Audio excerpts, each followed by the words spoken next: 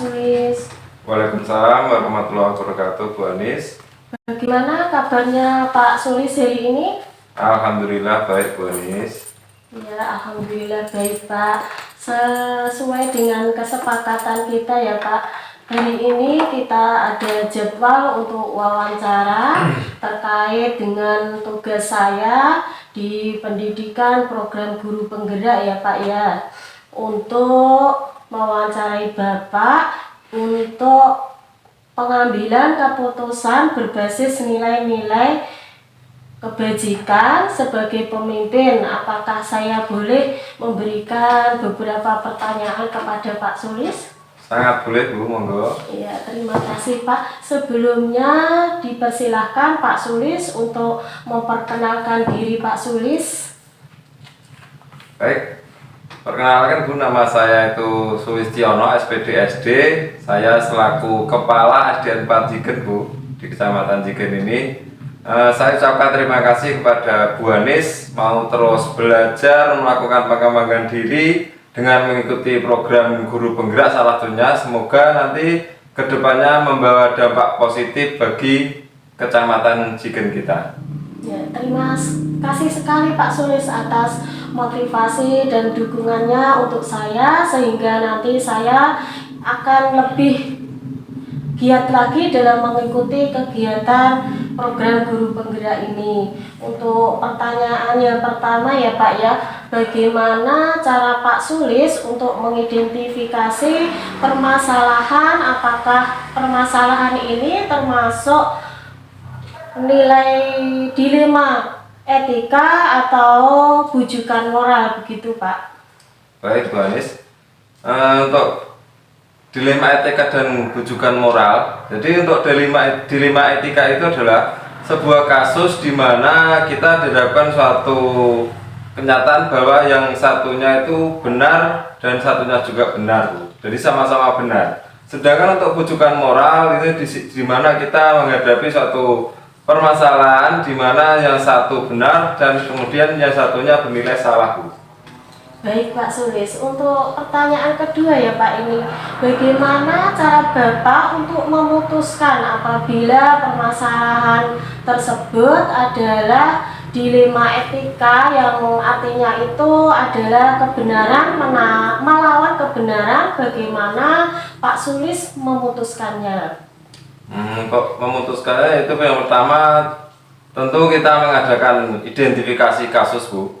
Kemudian setelah mengadakan identifikasi kasus, kemudian kita mencari beberapa solusi yang terbaik untuk memecahkan kasus tersebut.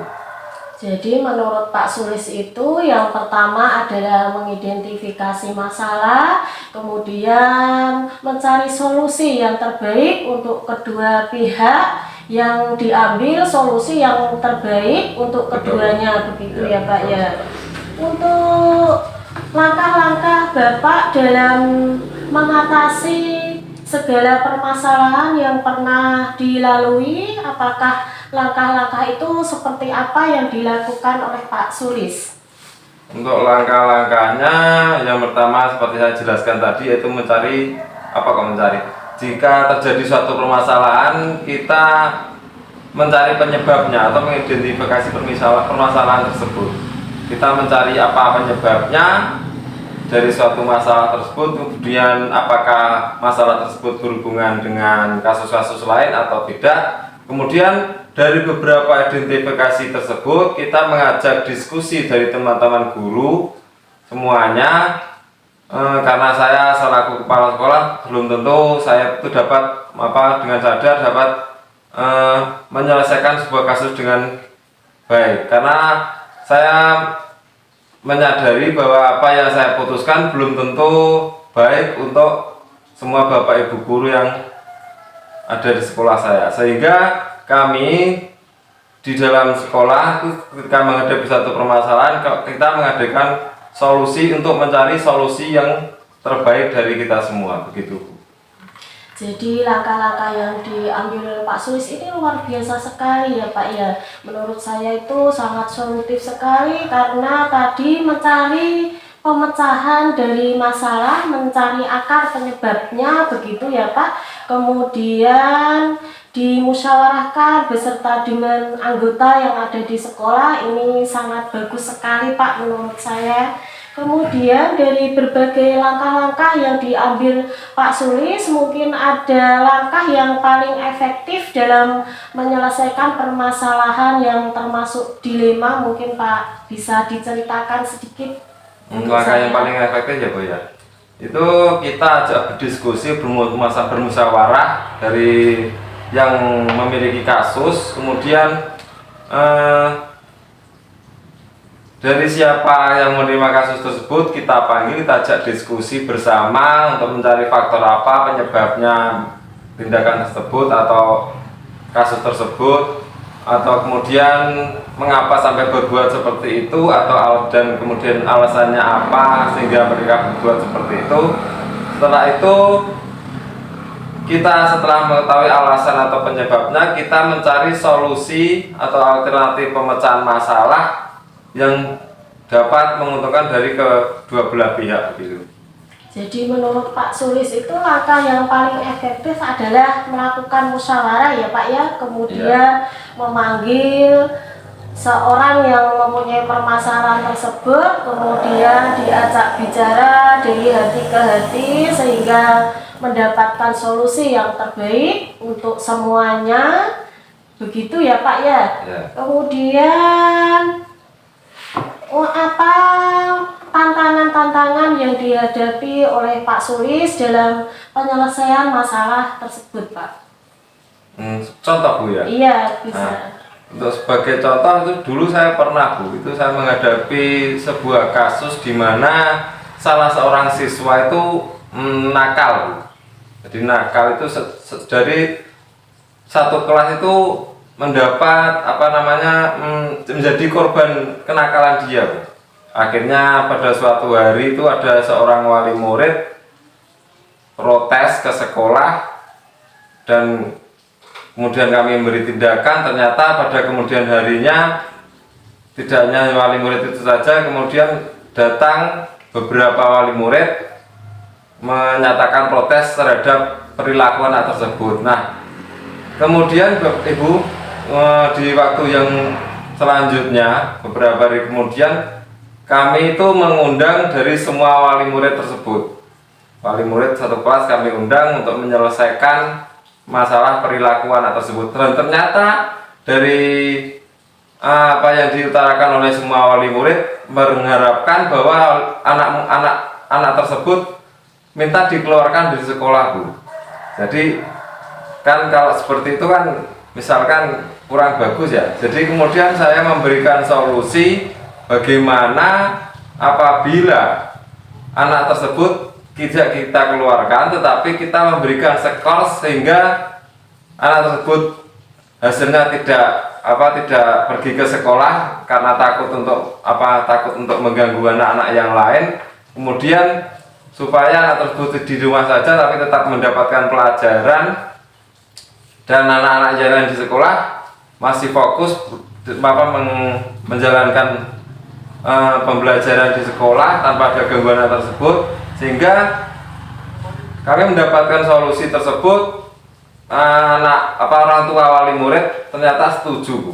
Jadi kami mendapatkan dua hal yang sama-sama benar, sama-sama menguntungkan. Yang pertama adalah menguntungkan bagi siswa yang lain karena sudah tidak ada yang mengganggu di kelas. Kemudian yang kedua, kami juga dari anak yang nakal tersebut mendapatkan keuntungan walaupun di sekolah, tapi tetap mendapatkan pelajaran dari guru kelasnya tersebut, begitu Bu.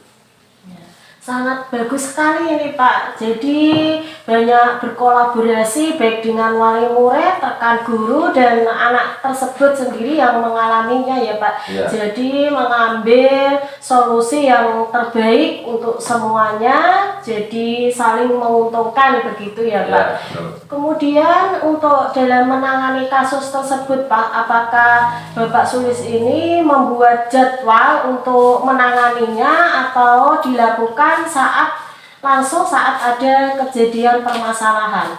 Kalau jadwal menyelesaikan masalah itu kami rasa tidak ada Bu. Jadi untuk setiap adanya suatu masalah itu bersifat dalam penyelesaian itu bersifat eksidensial, yaitu di mana kita terjadi suatu masalah maka hari itu juga harus diselesaikan, Bu. Iya Pak, ya betul sekali Pak. Kemudian dari berbagai kasus yang ada Pak, mungkin Bapak Sulis juga membutuhkan dari dukungan-dukungan dari berbagai pihak ya Pak. Mungkin pihak mana saja yang bisa membantu atau mendukung Bapak dalam menyelesaikan permasalahan tersebut Pak? Yang membantu untuk menyelesaikan kasus tersebut adalah berkolaborasi dengan baik bersama guru, murid maupun orang tua wali murid. Tapi lihat dulu kasusnya bagaimana, cukup ditangani tanpa bantuan orang tua atau tidak, begitu Bu. Ya Pak. Kemudian dari pembicaraan kita dari awal sampai sini ini Pak, mungkin apa yang bisa dipetik dari pembelajaran kita hari ini Pak? Jadi begini Bu, setiap manusia itu pasti mempunyai masalah karena apa yang kita inginkan pasti tidak sesuai dengan kenyataan, maka akan timbul yang namanya suatu masalah. Nah, sebaik-baiknya manusia adalah manusia yang mampu menyelesaikan masalah secepatnya dan menyadari bahwa semua orang punya salah, dan sebaik-baiknya orang punya salah adalah sadar untuk memperbaikinya. Jadi apa yang bisa dipetik hari ini yaitu seseorang manusia itu pasti mempunyai kesalahan ya Pak, dan kita sebagai manusia juga harus mengakui kesalahan kita dan untuk memperbaiki perilaku kita pada berikutnya, begitu ya Pak ya. Betul sekali Bu Anis.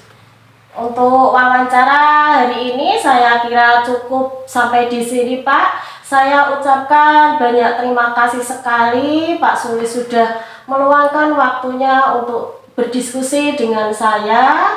Ini sangat membantu saya dan sangat bermanfaat sekali buat saya. Sampai berjumpa lagi di lain waktu ya Pak ya. Baik Bu Anis. Ya. Assalamualaikum Pak Sulis. Waalaikumsalam. Monggo Pak.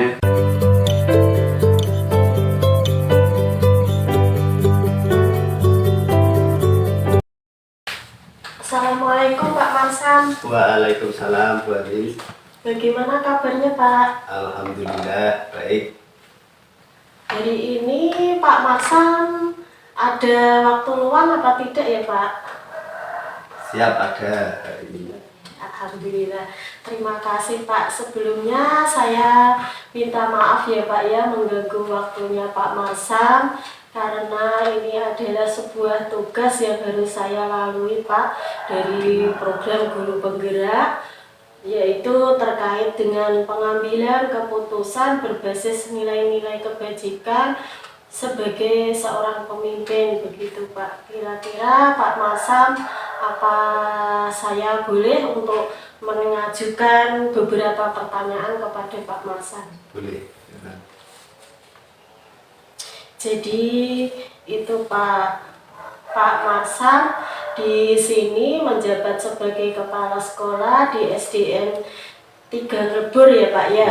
Ini selama menjabat ini apakah Pak Marsam pernah mengalami permasalahan yang termasuk dilema etika begitu Pak? Bisa diceritakan sedikit kepada saya. Terima kasih Bu Anis waktunya. Kalau masalah dilema itu banyak sebetulnya. Tapi ini yang dekat-dekat saja kemarin, seperti kemarin contohnya ya Bu ya. Itu kemarin itu ketika ada penerimaan SK P3K. Jadi begini Bu Anis, di SD saya itu terdapat GTT guru agama, namun beliau masih sekolah, artinya belum lulus S1. Tapi dia ingin belajar mengajar. Kemudian karena memang kebetulan di SD kami itu guru agamanya sudah purna, jadi untuk guru agamanya memang belum punya. Untuk itu saya dan rekan-rekan guru sepakat memutuskan menerima GTT tersebut untuk mengabdi di SD kami dengan catatan bahwa untuk SK kami tidak bisa memberikan. Kemudian untuk laporan bulan juga belum bisa kami masukkan ke laporan bulan. Kemudian untuk yang GTT tadi, selama beberapa bulan, terutama kemarin pada kira-kira 1 Mei tahun 2024 itu kan ada penerimaan SK P3K. Itu kebetulan sekolah kami itu mendapatkan guru agama. Nah, sehingga inilah yang menjadi dilema dari saya. Masalahnya begini, bagaimana dengan nasib GTT tadi? Apakah itu kami keluarkan dengan alasan atau diberhentikan dengan alasan mungkin karena belum punya S1, atau tetap mempertahankan dengan catatan diberikan tugas yang lain seperti itu? Ini sudah masalah yang sulit begitu ya Pak, pastinya membuat Pak Ya, Masam galau ya. gelisah begitu ya Pak. Bagaimana saat itu Pak Masam mengambil keputusan untuk masalah tersebut Pak? Untuk keputusan yang saya ambil itu yang pertama, saya bersama dengan rekan-rekan guru ini dengan minta pertimbangan dari Korwil, terutama pengawas agama tentunya, itu memutuskan untuk GTT tersebut tetap dipertahankan di SD kami, tetap dipertahankan dengan memberikan tugas di luar jam pembelajaran, yaitu diberikan tugas untuk mengajar di ekstra BTA seperti itu. Wah, keputusan yang sangat bagus sekali Pak, menurut saya itu luar biasa sekali keputusan yang diambil oleh Pak Marsam. Untuk di pendidikan guru penggerak yang saya ikuti selama ini Pak, ada 2 jenis dilema. Di sini yang pertama ada dilema etika yang merupakan kebenaran melawan kebenaran, dan juga ada bujukan moral yang artinya itu adalah kebenaran melawan kesalahan begitu Pak. Kira-kira menurut Pak Marsam, permasalahan yang dihadapi tadi menurut Bapak mana kiranya termasuk dilema yang mana dari kedua tersebut Pak? Gini Bu, untuk biasanya itu saya lihat dulu kasusnya. Kalau misalnya kasus tersebut ada hubungannya dengan ranah hukum, berarti itu termasuk bujukan moral. Tetapi kalau kasus tersebut tidak ada hubungannya dengan ranah hukum, itu berarti masuknya ke dalam dilema etika. Apalagi jika dampaknya memang benar, seperti kasus yang saya hadapi itu, dari sisi yang satu itu benar, di sisi yang lainnya juga benar. Jadi menurut saya kalau kasus yang saya hadapi ini sudah dipastikan adalah dilema etika. Ya benar sekali Pak, menurut saya juga seperti itu. Kasus tersebut adalah merupakan dilema etika ya Pak, yang antara mempertahankannya atau memberhentikannya, atau apa tadi Pak? Tetap mempertahankan. Iya, tetap dengan mempertahankan. catatan memberikan tugas tambahan. Iya, diberi tugas tambahan untuk mengajar BTA begitu ya Iya. Pak, karena di sini kebenaran melawan kebenaran yang sama-sama mengandung nilai kebajikan begitu ya Pak. Iya, Kemudian untuk bagaimana Bapak menjalankan pengambilan keputusan tersebut, terutama kasus-kasus dilema yang benar-benar satu dengan benar melawan kebenaran itu Pak, bagaimana menjalankan keputusannya? Menurut saya akan lebih memilih nilai-nilai kebajikan yang harus dijunjung tinggi, karena dengan menjunjung tinggi nilai-nilai kebajikan seperti keadilan, kejujuran, itu nilai-nilai kemanusiaan dan lain-lain, itu kebenaran akan sendirinya mengikuti. Seperti itu. Iya Pak, luar biasa sekali. Kemudian untuk langkah-langkah yang diambil oleh Pak Marsam dalam pengambilan keputusan tadi tentunya ada langkah-langkahnya untuk berikutnya ya Pak. Iya. Kemudian langkah-langkah apa Pak yang diambil saat itu Pak?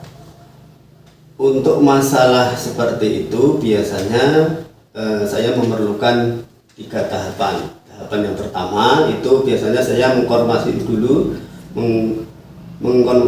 dulu masalah kepada yang bersangkutan, itu yang pertama. Kemudian yang kedua, kita melakukan berdiskusi dengan rekan-rekan guru, juga dengan Korwil, terutama untuk khusus kasus ini berarti untuk pengawas agama. Kemudian yang ketiga, biasanya saya merefleksi, artinya kita menempatkan diri, memposisikan diri saya itu seperti mereka.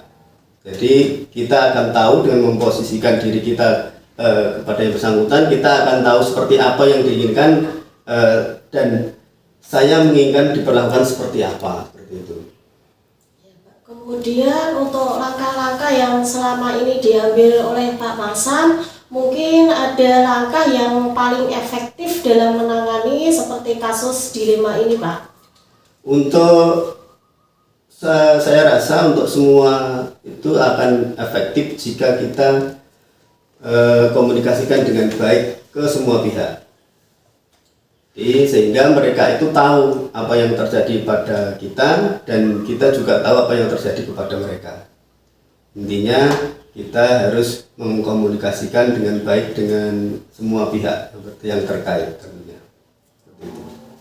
Ya, dalam menghadapi kasus-kasus yang berbagai jenis ya Pak, pastinya ada tantangan-tantangannya dalam menghadapi ya Pak. Yeah. Mungkin tantangan seperti apa Pak, bisa diceritakan Pak? Kalau tantangan itu sebetulnya cuma satu, yaitu jika tidak adanya keterbukaan dari salah satu pihak. Jadi untuk kasus-kasus dilema ini membutuhkan keterbukaan dari semua pihak dalam menyelesaikan masalah. Intinya itu. Iya Pak. Kemudian dalam menangani kasus-kasus itu Pak, mungkin Pak Marsam itu membuat jadwal untuk penanganannya atau langsung saat ada permasalahan itu Pak? Kalau jadwal tidak ada, tetapi kalau prosedur jelas ada. Seperti kasus-kasus yang saya sampaikan tadi, saya memerlukan diskusi terlebih dahulu, kemudian bersama rekan-rekan guru, kemudian berkonsultasi dengan Korwil, tentunya dalam hal ini adalah pengawas agama. Kemudian yang kedua, 2 langkah tersebutlah yang saya ambil untuk mencari solusi terbaik bagi semua pihak. Jadi untuk mengatasi semua permasalahan tentunya Pak Marsam itu tidak sendiri ya Pak. Iya, pasti membutuhkan bantuan, dukungan dari seseorang ya Pak. Mungkin dukungan dari mana saja yang dibutuhkan oleh Pak Marsam dalam menghadapi suatu permasalahan Pak? Ya, betul. Biasanya saya berdiskusi dengan rekan-rekan guru, kemudian berkonsultasi dengan Korwil, tentunya pengawas agama dalam mengambil keputusan. Paling terutama itu berhubungan dengan kepegawaian. Jadi melibatkan semua pihak ya Pak ya. Guru, terutama guru dan Ya. Korwil yang bersangkutan, karena dia pemegang kebijakan untuk di wilayah kita, paling tidak Korwil. Iya Pak. Kemudian dari wawancara kita tadi ya Pak, pembelajaran apa Pak kira-kira yang bisa dipetik pada hari ini Pak? Untuk intinya, berarti kita harus saling membangun jaringan komunikasi yang baik dengan banyak pihak. Jadi kita harus membangun rasa empati yang cukup kepada orang-orang yang bekerjasama dengan kita. Dengan demikian, kerjasama kita dapat mewujudkan pendidikan yang lebih baik, menyenangkan bagi murid, sehingga terwujud pendidikan yang baik. Begitu. Terima kasih sekali Pak, saya rasa cukup. Saya ucapkan terima kasih atas waktunya yang diberikan kepada saya ya Pak. Bisa saling berbagi pengalaman, sharing pada hari ini sangat membantu saya, terutama dalam pengambilan keputusan berbasis nilai-nilai kebajikan sebagai pemimpin, begitu ya Pak ya. Saya ucapkan terima kasih Pak. Ya, sama-sama Bu Ani. Pamit dulu Pak. Assalamualaikum. Waalaikumsalam. Monggo Pak. Monggo.